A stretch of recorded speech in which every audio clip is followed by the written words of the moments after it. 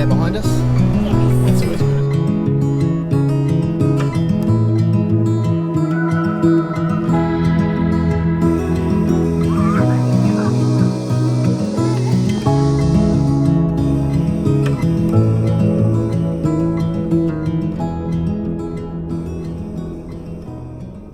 I completely understand and accept that everyone is a little different, but if you're just about to start your big lap around Australia or potentially in the early stages of planning your travels, then perhaps our budget or the way in which we've afforded this lifestyle might be able to help you too. It really is quite simple. You buy a lotto ticket, you wait, you win, and you start driving. Done. No, of course I'm joking. Now, although lotto would be nice and I guess it would be a viable solution, it certainly isn't the way that Teagan and I planned our finances for our big lap around Australia. Now, I'll start by saying this is not financial advice, and we're just recounting how Teagan and I have afforded to manage this lifestyle for a finite period of 12 months as we travel this huge country. So if you are planning to do this, make sure whatever you choose to do is going to be sustainable and viable in your circumstances. In this episode, I'm also not going to quote figures from our travels so far, and I'm sure this will become evident as to why throughout the episode. Let's get one thing straight first up. Traveling Australia is not cheap. It's incredibly expensive, and it's only becoming more and more expensive as we have higher inflation in today's economy with the higher chances of recessions and bankruptcies. But before we even get to this point, you're going to need a vehicle, right?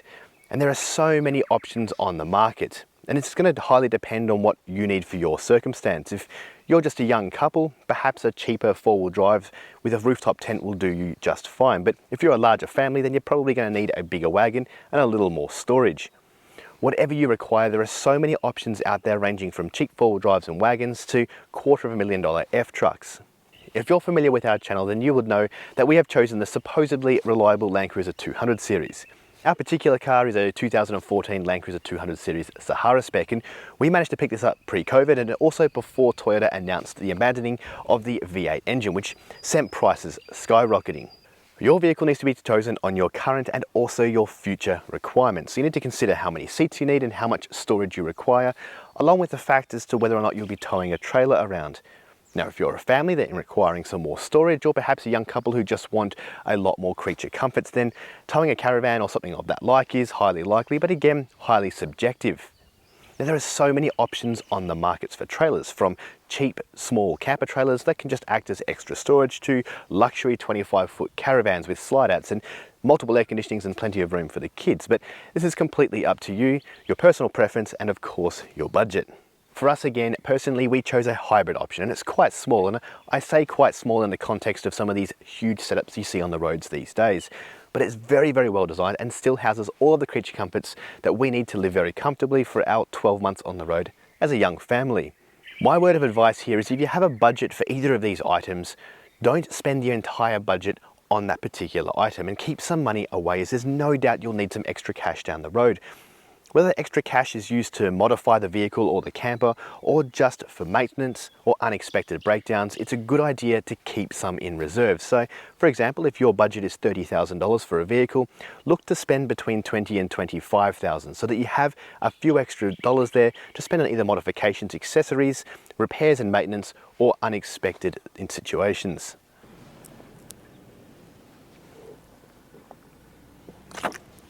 Teagan and I have spent the last 10 years in fairly mundane jobs, moving around the state of Western Australia to chase slightly higher incomes. Some people would say that we are quite lucky to have what we have, but people are also quick to forget some of the sacrifices that we've made in that time, the events, the dates, and the memories that we've missed by living almost 3,000 kilometres from our hometown. While we've been out there though, we've been working really hard and making those sacrifices to be in the fortunate position to own what we have. We're very fortunate not to have any loan repayments or debts to other people, which makes this sort of lifestyle much, much easier. Now, we don't come from money, nor have we won lotto, and our jobs are very much in the average income bracket, but it just goes to show what hard work, discipline and sacrifice can do over the space of 10 years.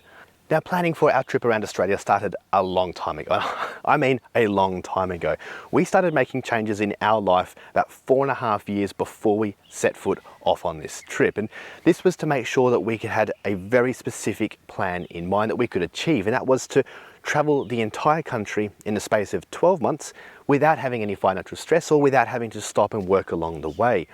We wanted to live life to the max, enjoy every second of it, and then come back and realize that we'd have to go back into some sort of routine. We realized, as many others would, that the biggest impact for this trip is going to be financial. Particularly as a young family, traveling Australia is incredibly expensive, and if you're not working, you've got no money coming in. So 4 years ago, we made changes. We put away 20% of our take-home pay into accounts automatically that we couldn't access.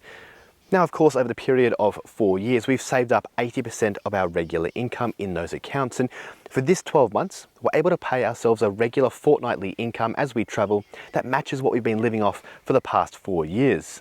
Now, before you say, well, I just simply can't afford to put 20% away, it's too much and we already stretch ourselves, there are small steps you can put in place to achieve this. And Teagan and I are a living example of this. Over the last 10 years, we've had to adapt to several different income changes, being fortunate enough to be 2 incomes with no kids, all the way down to a very average single income, and to move closer to family, which did wipe out a fair bit of our take-home pay. In fact, there was 1.5 years ago that we lost 60% of our take-home pay due to lifestyle choices, but it still happened and we had to adapt just to simply survive.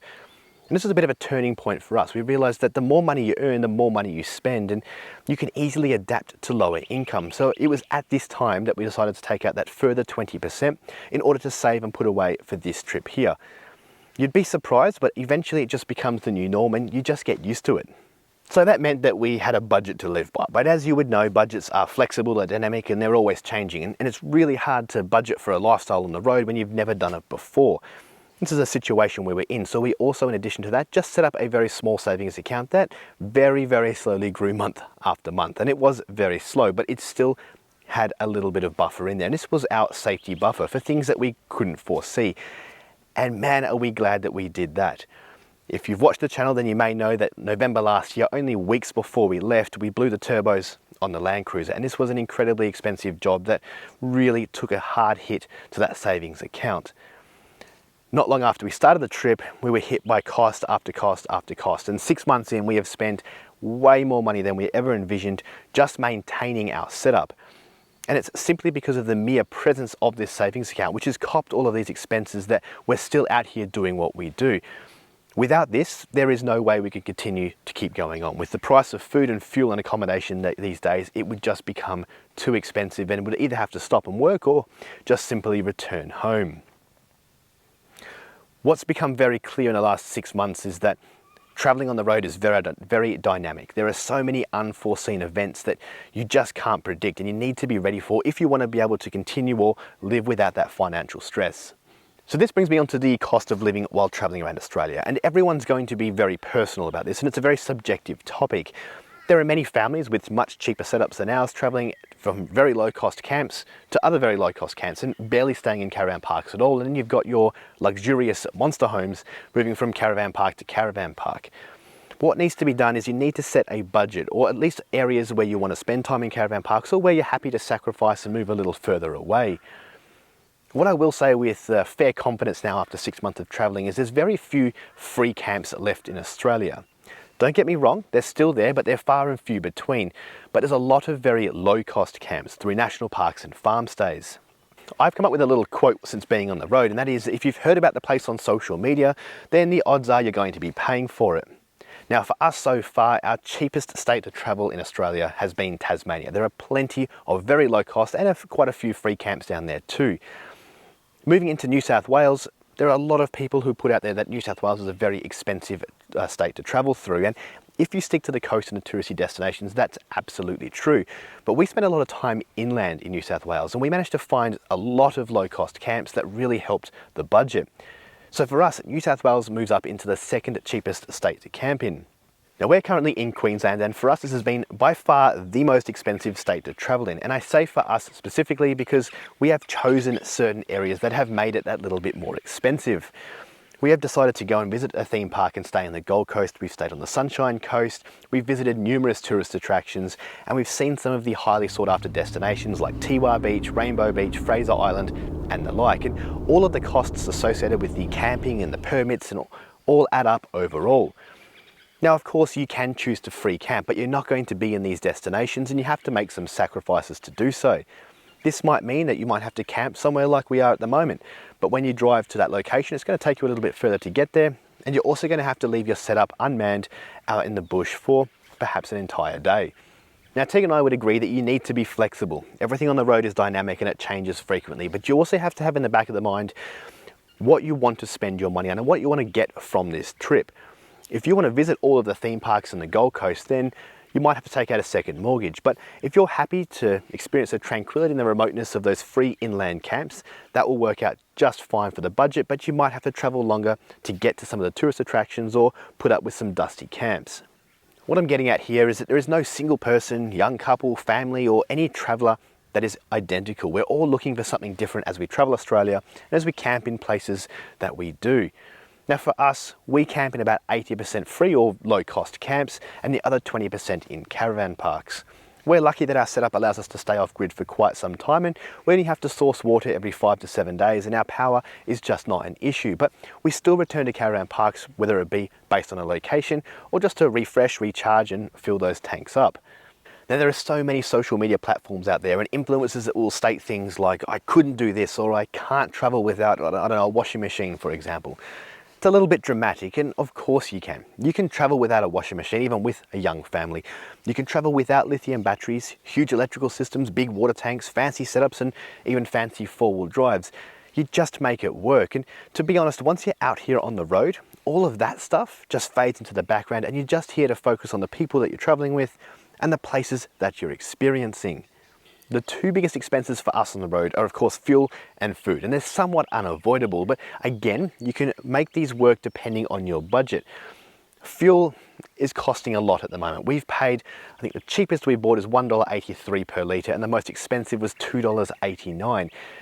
And again, filling up these massive fuel tanks in our four-wheel drive can be avoided if we just slow the pace down or don't go quite as remote.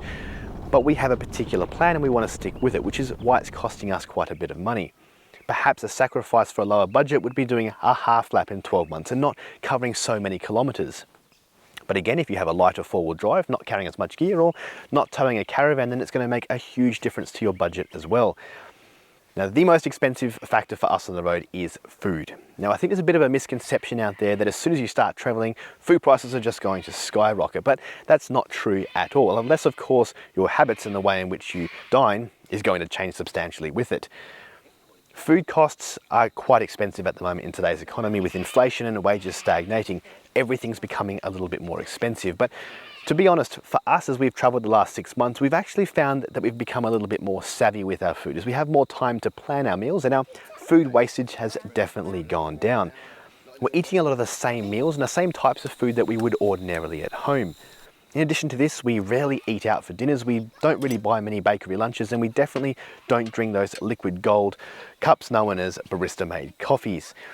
The only thing that has changed from back home is our alcohol consumption. That has gone up just a little bit, maybe a little bit more than it should have, but our beer, whiskey and gin consumption is just a little bit higher than it was back at home, but a sacrifice we're willing to make. Now, I think the final big consideration for traveling Australia is housing. And this is going to be, again, just like everything else, highly personable. I can't really comment too much on it, as we've been renting for the last 10 years as we move around quite frequently. So if you own your own house, what you do with that while you travel is going to be something you need to consider. For us personally, we sold about 1/3 of our household items, and just things that we don't need or we know we're going to outgrow by the time we get back, particularly with the kids' toys and some of their clothes. But the rest of the stuff we have paid for to be put in secure storage, locked away, so when we do return back to a normal routine, we're not starting from scratch again. Now, some people might say, well, because I run a small YouTube channel, I'm bringing in an income from this, and this is going to help fund and make this lifestyle a lot more comfortable. Now, I'm not denying that YouTube does pay a little bit of money, but I can guarantee you one thing, and that is that the production costs of making these videos far outweighs the income that I'm receiving off YouTube. In addition to that, I don't run this channel like a business. I don't sign up 10, 15 or 20 marketing affiliate sales companies to receive commissions off products that I feature and review. What people don't see is the $2,500 camera that I'm currently recording on, or the external microphones that I'm using, the lighting, the tripods, the laptop I have to buy to manage my 5 4K cameras and my 2 drones. It was only 3 days ago that my $1,600 drone fell out of the sky mid-flight due to a prop failure and disintegrated on impact. Now, this is not covered under warranty, so I'm hoping that YouTube money will pay for a new drone, but it's going to cost me over $2,000 to replace that, and that is a huge chunk of the annual income that YouTube pays. Now, I'm currently in the process of planning for a video just to do a bit of a behind the scenes of YouTube, because I think there's a bit of a misconception as to what we do and how we do it as a community within YouTube. And hopefully this video will open the eyes up not only to the production quality of these videos and the money received from Google or YouTube, but money received from a lot of other avenues that many other social media influencers don't speak about.